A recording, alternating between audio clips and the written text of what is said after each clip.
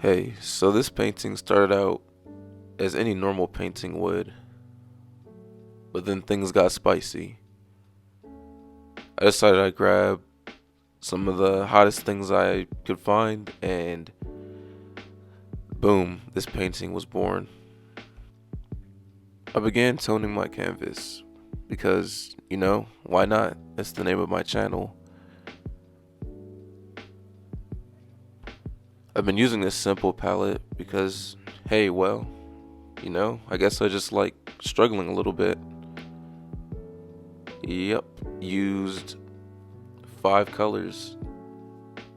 And you know what? Ended up turning out well in the end anyway, so not too bothered by it. It was around this point where, let's just say, the procrastination set in. Yeah, I definitely butchered that word, but we're gonna keep going.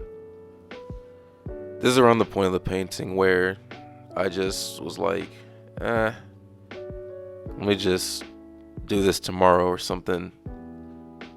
I mean, and if you haven't had this experience before, there's no running away from it. It happens pretty much every time, or at least for me. You get the painting already, you have an idea in your head, you map it out, and then it's like, guess it's time to actually paint or draw or whatever the heck you do. But yeah, it's definitely an anxious feeling. But oh well, if you can't get out of it, get into it, I suppose. So I got into it. And this painting has a lot of different opacity. And by that I mean some areas of the painting are opaque, and then there's some parts of the subjects that are transparent. And that could strike a little fear in you, but again, I guess if you can't get out of it, get into it. That's a terrible quote, but again, let's keep going. It's around this point where I was like, you know what? I really don't know if I like this painting at all or not. And again, that's normal. Being an artist kind of is a struggle at times, and there's points in the painting where you're like, the heck am I doing? This looks nothing like how I expected it to. But then, again, you push through it, and then it slowly gets better. I mean, around this point, I was like, this painting doesn't even look spicy. It just looks mild, But, I could tell it was getting there. Quick little sidebar for a second. Leave a comment down below if you recognize any of these brands.